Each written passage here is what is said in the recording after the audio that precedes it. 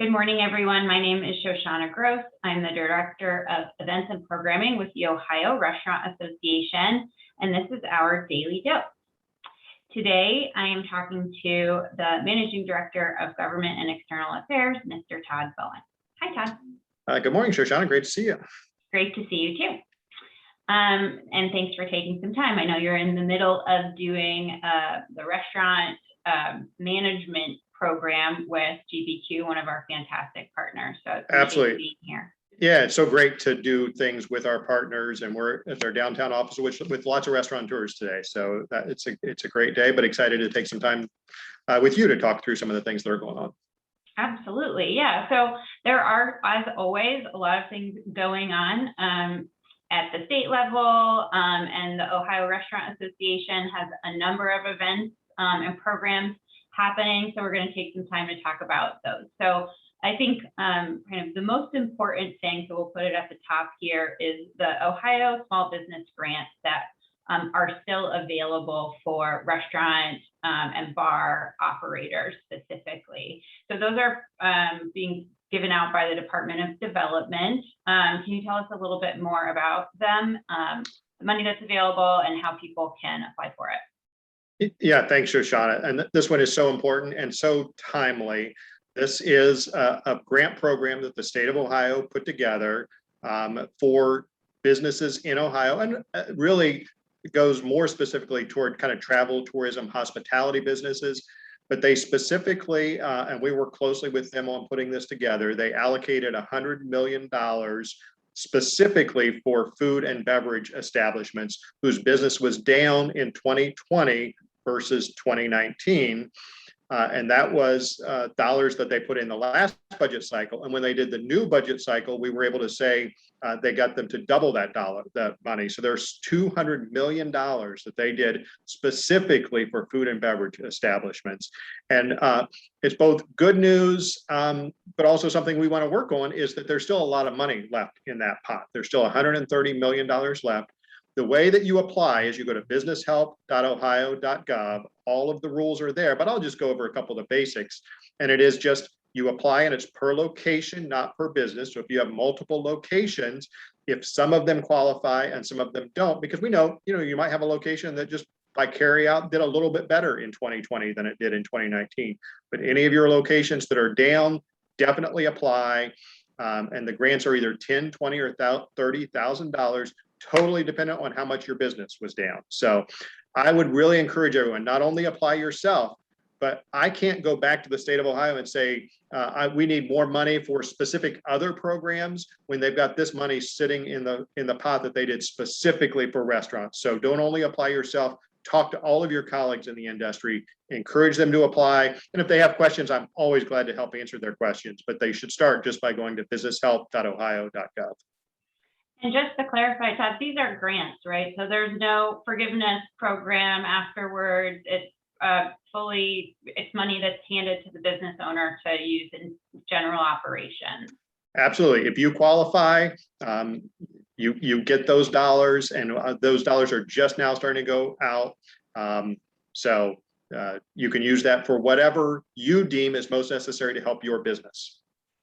Great. So this is a lot of money still left, and we hope that all of the food and beverage establishments in Ohio who are eligible are able to take advantage of that as soon as possible.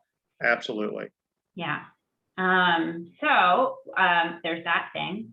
Then there are a bunch of other things happening with us as well. So we have started getting back on the road, visiting members. We've done this to a certain extent throughout the last 18 months, but in the last few months, we've really been making more of an effort to meet with our local restaurant alliance groups. And so we had a great time in Cleveland and Cincinnati, and we're headed up to Toledo on October 26th. So Todd, can you tell us a little bit about what we expect to see and do while we're there? Yeah, thanks, Shoshanna. And it is so important that we do these local restaurant alliance events, because so many of the decisions are made at the local level. And again, we just talked a little bit about the state level, but our next one is in Toledo on October 26th. and the mayor of Toledo is going to join us. And then his commissioner of business services, Sandy Spang, who was our local 2020 Public Official of the Year award winner. She has done so much to help small businesses in Toledo. She knows so much that not only helped Toledo restaurants, but then other cities in Ohio have kind of followed their lead. So we're excited to go up there and meet with them. Folks should go to ohiorestaurant.org/events and sign up. If you're anywhere in the Northwest Ohio area, you would enjoy doing that. And that'll be on October 26th. Yep. And I know Gretchen DeBacker, who will also be joining us, who's the legislative director for the city of Toledo. They have some really great programs that they want to especially make sure that restaurant owner operators in the Toledo area learn about, because they're really working hard to support all of the small businesses and in particular food and beverage establishments. So we're looking forward to hearing more about that. And the other thing that we have coming up very soon is our virtual Mid-America Restaurant Expo. And we have been preparing for that by recording some of our panel discussions and presentations. And Todd, you were generous enough to moderate one of those discussions on advocacy. So can you tell us a little bit more about it? Yeah, thanks, Shoshanna. And I'm excited about this virtual expo. And one thing I would encourage everyone watching this, don't only sign up for it yourself, encourage your managers, your assistant managers, your general manager. It's one of the advantages of it being virtual is they can take some time, log on for some part of it, even if they might be busy the rest of the day. And then if you sign up and you log on, you'll have access to that going forward. And we've got some great panels, but the one being the advocacy person, I always want to talk about our advocacy panels. So a great panel with Sean Kennedy, who's the Executive Vice President of Public Affairs for the National Restaurant Association. And Sean and his team just led so many of the victories that we had at the national level during this crisis. And Sean is just an incredibly great spokesman for the restaurant industry. He does a great job on this panel. Rick Carfagna, who's a good friend of mine, who's a state legislator here from Central Ohio, but he really is the definition of that moderate pro-business voice who can work across the aisles. He's been a lobbyist, so he understands it from that perspective as well. He brings a lot to that discussion. And then, of course, Sandy Spang, who we just talked about from Toledo, she just did a great job of being the voice of kind of all local communities in that conversation. And it allowed us to talk about all three, federal, state, and local, and how important those are to restaurants. And then I know you put together a great workforce panel. Tell us a little bit about that one.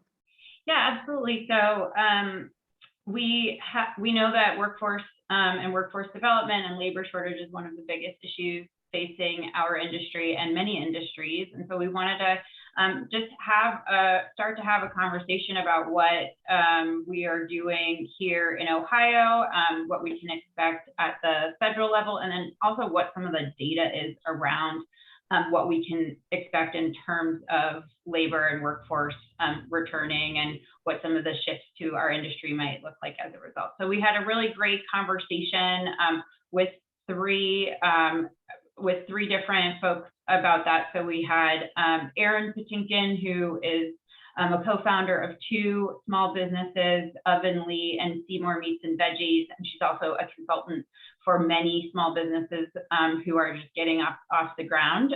So she has a lot of really great perspective from an operator standpoint. We had Jenny Weisford from the Aspen Institute. They really look at the national level of data and trends, and she specifically works in the small business institute of theirs. And then we had Emily Fabiano, who has previously run the state level workforce development commission and is now out on her own she's based in Cincinnati, and she'll be supporting businesses and workforce programs and making sure that they are coming together to solve the issues that they have. So a really, really good, robust conversation, a lot of different perspectives, some solutions and some strategies for how to manage what we think will probably be an ongoing, conversation around labor and what it means for the industry. So